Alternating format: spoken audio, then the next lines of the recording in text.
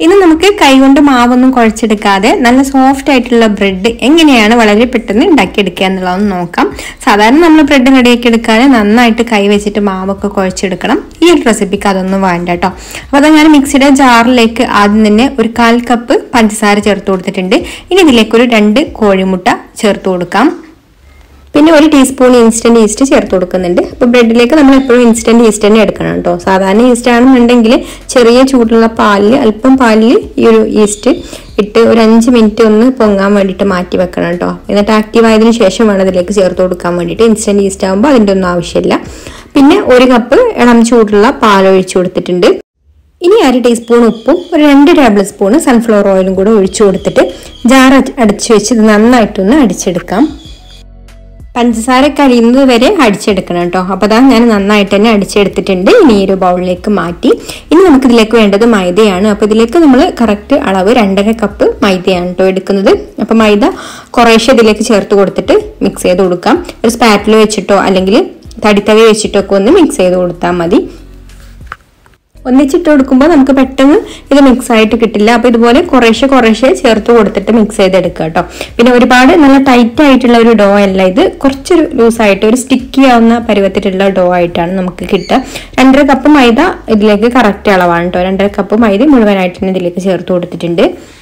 പിന്നെ നിങ്ങൾക്ക് ഈ വീഡിയോ കണ്ടുകൊണ്ടിരിക്കുന്ന സമയത്ത് ഇഷ്ടമാണെന്നുണ്ടെങ്കിൽ ഒന്ന് ലൈക്ക് ചെയ്യാൻ മറക്കരുത്. അതുപോലെ തന്നെ നമ്മുടെ ചാനൽ സബ്സ്ക്രൈബ് ചെയ്യാതെ കാണുന്ന കൂട്ടുകാർ ഒന്ന് സബ്സ്ക്രൈബും കൂടെ ചെയ്യാം കേട്ടോ.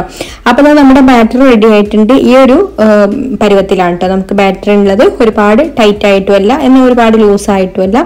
ഇതുപോലെ സ്റ്റിക്കി ആവുന്ന ഒരു മാവായിട്ട് കിട്ടിയിട്ടുണ്ട് കേട്ടോ. അപ്പോൾ ഇതുപോലെ നമ്മൾ ഈ ഒരു തടിത്തവി വെച്ചിട്ട് ഇളക്കി തന്നെയാണ് കേട്ടോ ഇത് മിക്സ് ചെയ്തെടുത്തത്. അല്ലാതെ കൈ കൊണ്ടൊന്നും കുഴച്ചെടുത്തിട്ടൊന്നുമില്ല. ഇനി നമുക്കിതൊന്ന് അടച്ചു വെക്കാം. നമുക്ക് പാത്രമൊക്കെ ഒന്ന് സെറ്റ് ചെയ്തെടുക്കാനുണ്ട്. അപ്പോൾ ആ ഒരു സമയം ഒരു 5 മിനിറ്റ് നമുക്കിതൊന്ന് അടച്ചു വെക്കാം.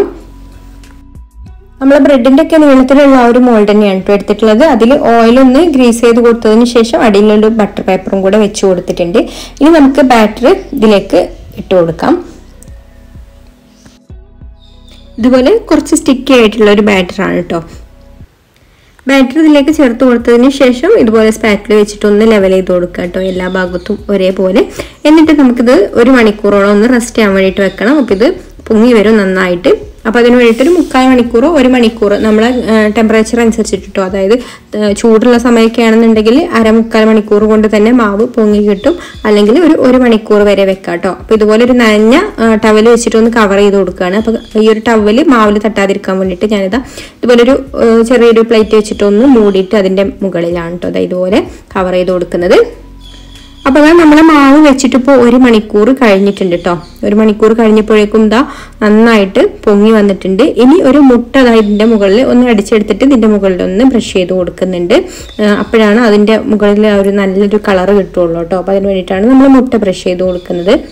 ഈ ഒരു സമയത്ത് തന്നെ നിങ്ങൾ എന്തിലാണോ ബേക്ക് ചെയ്യുന്നത് അത് പ്രീഹീറ്റ് ചെയ്ത് വെക്കണം കേട്ടോ. അപ്പോൾ ഞാനിവിടെ കൺവെൻഷൻ ഓവനിലാണ് ബേക്ക് ചെയ്തെടുക്കുന്നത്. കൺവെൻഷൻ ഓവന് 180 ഡിഗ്രിയിൽ 10 മിനിറ്റ് പ്രീഹീറ്റ് ചെയ്ത് വെച്ചിട്ടുണ്ട്. അതിലേക്ക് നമുക്ക് ബ്രെഡിൻ്റെ ഡോ വെച്ച് കൊടുക്കാം. ഇനിയിപ്പോൾ നിങ്ങൾ പാത്രത്തിലൊക്കെ ആണെന്നുണ്ടെങ്കിൽ ഏതെങ്കിലും അടച്ചു വെക്കാൻ പറ്റിയിട്ടുള്ള പാത്രം നന്നായിട്ട് ചൂടാക്കി ഇട്ടിട്ട് അതിൽ വെച്ച് കൊടുത്താലും മതി കേട്ടോ. എന്നിട്ട് അടച്ചു വെച്ചിട്ട് ലോ ഫ്ലെയിമിൽ വെച്ചിട്ട് ബേക്ക് ചെയ്തെടുക്കാം. സമയം ഇപ്പം 30 മിനിറ്റാണ് കൊടുക്കുന്നത്. പിന്നെ ഞാൻ ഇത് 30 മിനിറ്റ് കഴിഞ്ഞപ്പോൾ ഇതിന്റെ മുകൾ ഭാഗം അത്രക്ക് കളർ മാറിയിട്ടുണ്ടായിരുന്നില്ല, ഇത്രക്ക് കളർ ആയിട്ടുണ്ടായിരുന്നില്ല കേട്ടോ. അപ്പൊ ഞാൻ വീണ്ടും ഒന്നും കൂടെ എടുത്തിട്ട് 30 മിനിറ്റ് കഴിഞ്ഞപ്പോൾ വീണ്ടും പുറത്തേക്ക് എടുത്തിട്ട് അതിനെ ഒന്നും കൂടെ മുട്ട ഒന്ന് ബ്രഷ് ചെയ്ത് കൊടുത്തിട്ട് വീണ്ടും ഒരു 10 മിനിറ്റും കൂടെ വെച്ചപ്പോഴാണ് കേട്ടോ ഇതുപോലെ നല്ലൊരു കളർ കിട്ടിയത്. പിന്നെ നമ്മൾ ബേക്കറിയിൽ നിന്നൊക്കെ വാങ്ങുന്ന 4 സൈഡും എല്ലാ സൈഡും കളർ വരുന്നത് അത് ഫുള്ളായിട്ട് എല്ലാ ഭാഗത്തുനിന്നും ഹീറ്റ് കൊടുക്കുന്നത് കൊണ്ടാണ് കേട്ടോ. അപ്പം നമ്മൾ ഓവന് മുകളിൽ നിന്നാണ് ഹീറ്റ് കൊടുക്കുന്നത്, അതുകൊണ്ടാണ് മുകൾ ഭാഗം ഇങ്ങനെ കളർ മാറി വന്നിട്ടുള്ളത്. ഇനി നന്നായിട്ട് ചൂടാറി വന്നതിന് ശേഷമാണ് കേട്ടോ ഇതുപോലെ കട്ട് ചെയ്തെടുക്കാൻ വേണ്ടിയിട്ട്. ചൂടോട് കൂടിയിട്ട് തന്നെ കട്ട് ചെയ്തെടുത്താൽ പൊടിഞ്ഞു പോവും. ഇപ്പം നമുക്ക് തണുത്ത് കഴിഞ്ഞപ്പോൾ അതാ നല്ല കറക്റ്റായിട്ട് കട്ട് ചെയ്തെടുക്കാനായിട്ട് പറ്റുന്നുണ്ട്. നല്ല സോഫ്റ്റ് ആയിട്ടുള്ള ഒരു ബ്രെഡാണ് കേട്ടോ ഇത്. അപ്പം മക്കൾക്കൊക്കെ സ്കൂളിൽ വരുന്ന സമയത്തൊക്കെ ചായയുടെ കൂടെയൊക്കെ കഴിക്കാനൊക്കെ വീട്ടിൽ തന്നെ ഇതുപോലെ എളുപ്പത്തിൽ നമുക്ക് ബ്രെഡ് ഉണ്ടാക്കിയെടുക്കാം. അപ്പം എല്ലാവർക്കും ഈ ഒരു റെസിപ്പി ഇഷ്ടമായിട്ടുണ്ടാവുമെന്ന് വിചാരിക്കുന്നു. അപ്പം മറ്റൊരു നല്ല റെസിപ്പിയുമായിട്ട് അടുത്ത വീഡിയോയിൽ കാണാം. Thank you for watching.